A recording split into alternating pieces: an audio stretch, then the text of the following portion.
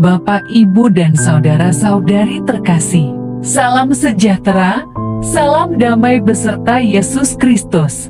Marilah kita membaca, mendengarkan, dan merenungkan sejenak firman Allah. Janda miskin ini telah memberi lebih banyak daripada semua orang lain. Inilah Injil suci menurut Markus. Dalam pengajarannya, Yesus berkata, "Hati-hatilah terhadap ahli-ahli Taurat yang suka berjalan-jalan memakai jubah panjang dan suka menerima penghormatan di pasar, yang suka duduk di tempat terdepan di rumah ibadat dan di tempat terhormat dalam perjamuan, yang menelan rumah janda-janda, sedang mereka mengelabui mata orang dengan doa yang panjang-panjang. Mereka ini pasti akan menerima hukuman yang lebih berat." Pada suatu kali Yesus duduk menghadapi peti persembahan dan memperhatikan bagaimana orang banyak memasukkan uang ke dalam peti itu. Banyak orang kaya memberi jumlah yang besar. Lalu datanglah seorang janda yang miskin dan ia memasukkan 2 peser, yaitu 1 duit.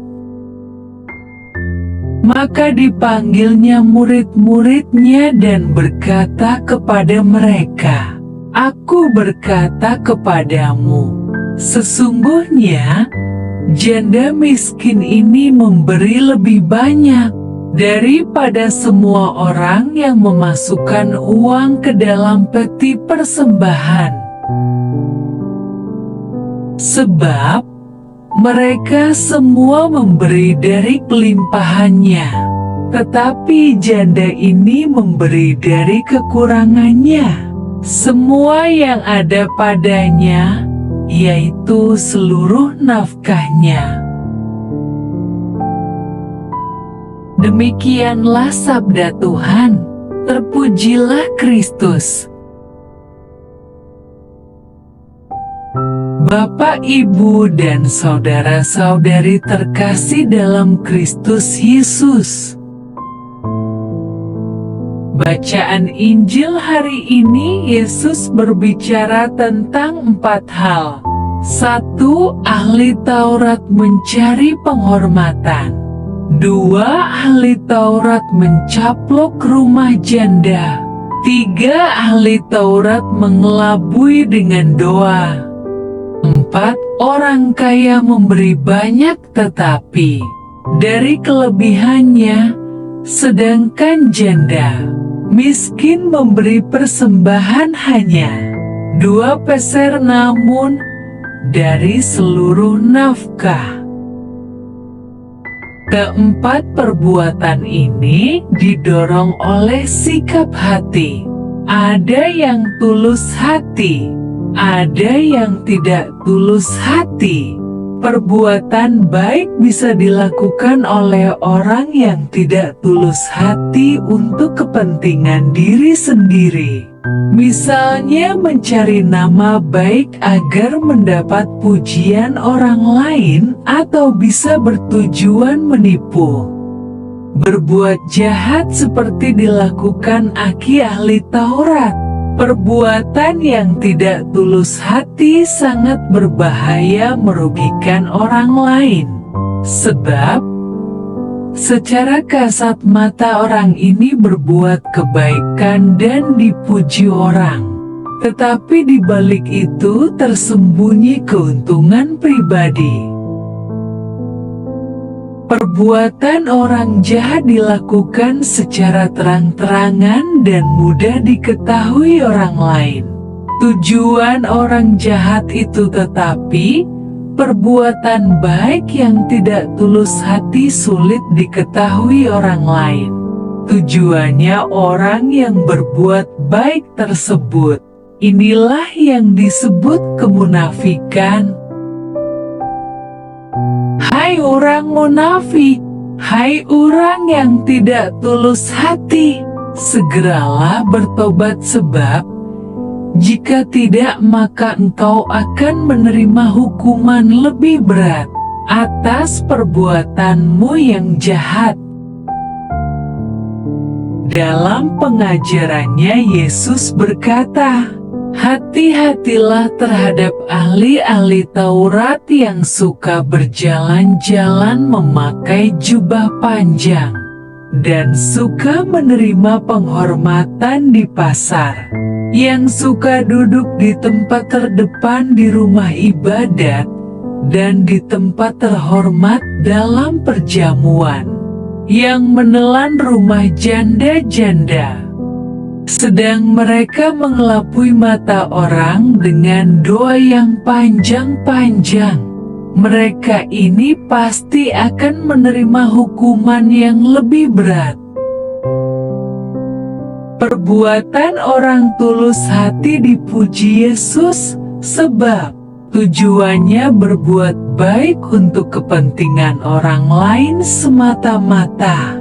Maka dipanggilnya murid-muridnya dan berkata kepada mereka, Aku berkata kepadamu, sesungguhnya janda miskin ini memberi lebih banyak daripada semua orang yang memasukkan uang ke dalam peti persembahan, sebab mereka semua memberi dari kelimpahannya. Tetapi janda ini memberi dari kekurangannya, semua yang ada padanya, yaitu seluruh nafkahnya. Dalam bacaan pertama, Tobit menyuruh anaknya Tobia untuk memberikan upah kepada orang yang telah membantunya. Setelah perayaan nikah itu selesai, maka Tobit memanggil anaknya Tobia. Berkatalah ia kepadanya, Nak, ingatlah memberikan upahnya kepada orang yang telah menyertai engkau, dan ingatlah menambah upahnya juga. Maka ia dipanggil dan Tobit berkata kepadanya, Ambillah sebagai upahmu separuh dari segala sesuatunya yang kau bawa waktu datang. Lalu engkau boleh pergi dengan selamat. Perbuatan baik ini didasari ketulusan hati sebagai ungkapan syukur telah dibantu orang lain.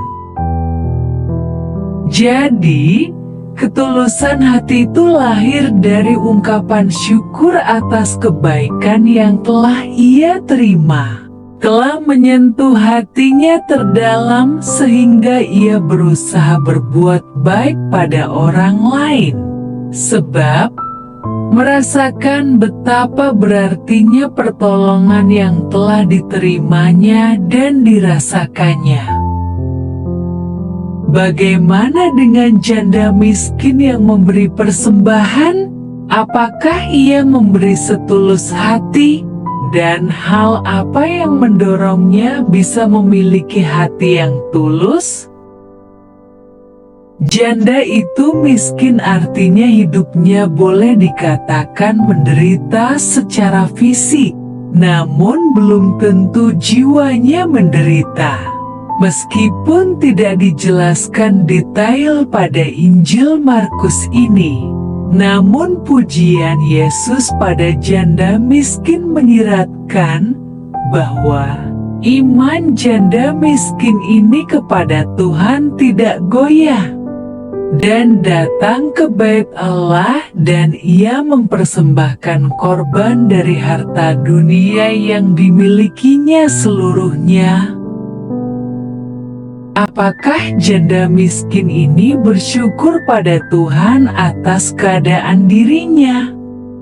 Sekali lagi berdasarkan pujian Yesus atas persembahan dari janda miskin ini menyiratkan bahwa Janda ini bersyukur kepada Tuhan dan ungkapan syukurnya diwujudkan dengan menyerahkan seluruh yang dimilikinya kepada Tuhan lewat kotak persembahan. Mengapa janda ini bersyukur kepada Tuhan padahal keadaan dirinya miskin?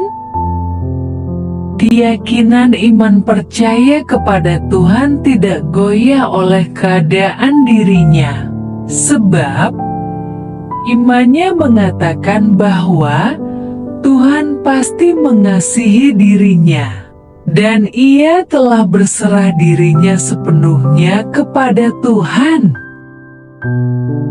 Orang yang berserah diri kepada Tuhan adalah orang yang tidak menuntut lagi kepada Tuhan, karena ia mau memberi dirinya untuk melayani Tuhan, atau istilah kerennya, ia memiliki hati hamba yang hanya berbuat segalanya menyenangkan hati tuannya.